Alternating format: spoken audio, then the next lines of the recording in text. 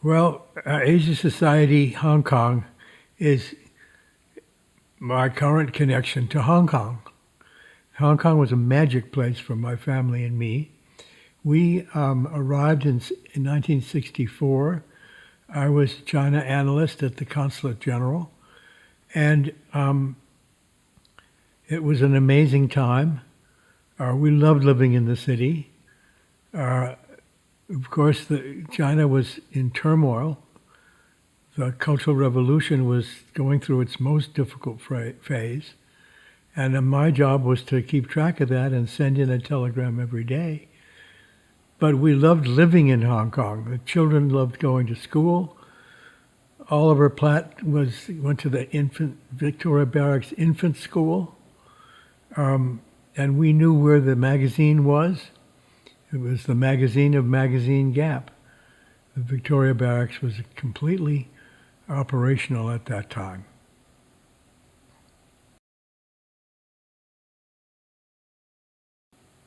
My fondest memories of Asia Society Hong Kong had to do with the early days in which it was a small place, but we had a great talent. Bert Levin, who I selected to be the director there, was enormously effective and much beloved. I knew Bert well from my days in Hong Kong before. He was a fellow Foreign Service officer, and he was much beloved in Hong Kong.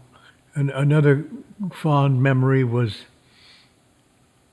interviewing and hiring Mary Lee Turner as Bert's successor. And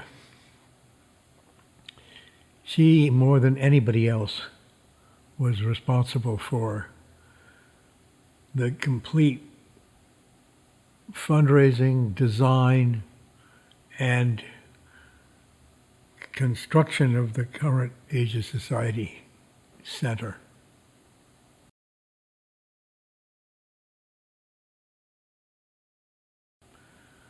Well, we were just getting going, and we tried to figure out exactly how to fulfill the role of the society as a bridge between Asia and the West.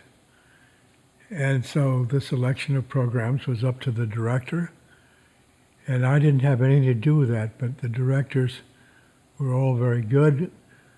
I've mentioned Bert Levin, of course, and Mary Lee Turner. Richard Mueller was another. They were all very, very high quality people. And there was a real buzz around Asia Society and its programs, even at a time when it was just a small rental operation.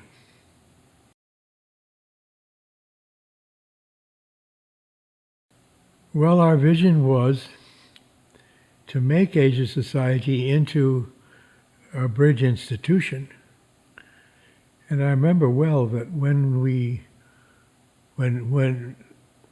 Asia Society was first established in 1990, before I came, it was done as a result of a request by the Asia Society, or by the founders of the Asia Society, to have recognition of Hong Kong as an international city during a period of doubt. This was right after Tiananmen, and there was considerable concern on this score.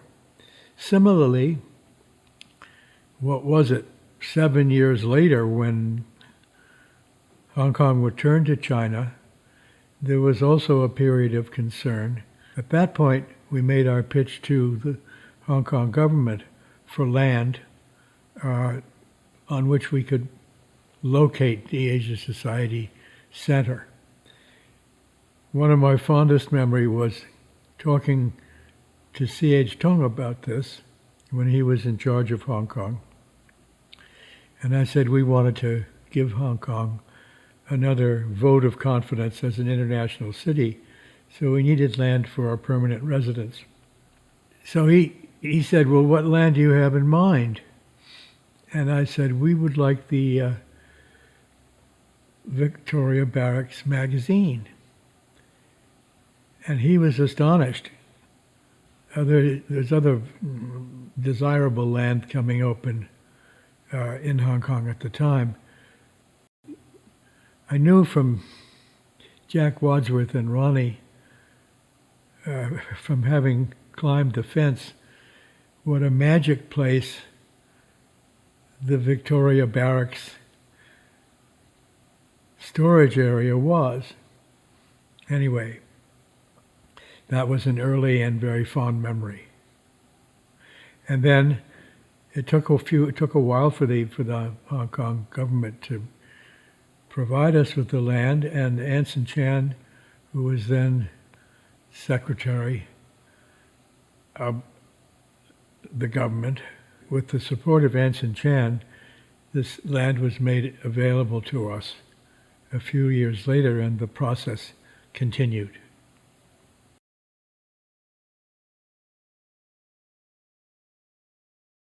Well, Asia Society grew like Topsy during my time. You know, I retired in 2004, but by that time we knew what the shape of the center would be, and I give full credit to Mary Lee, to Ronnie, to the Jockey Club, to all the people who made this happen, and the architects. It is a magic place which takes advantage of the fact that this is a horizontal area full of greenery in a city that is vertical and concrete.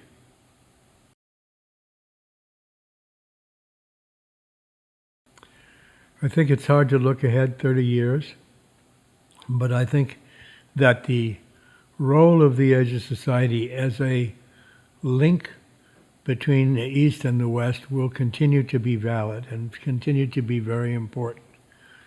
And given the infrastructure that we have, I think it will be successful.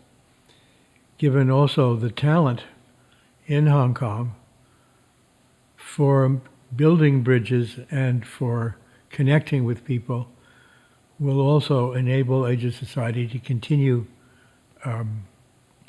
playing its role.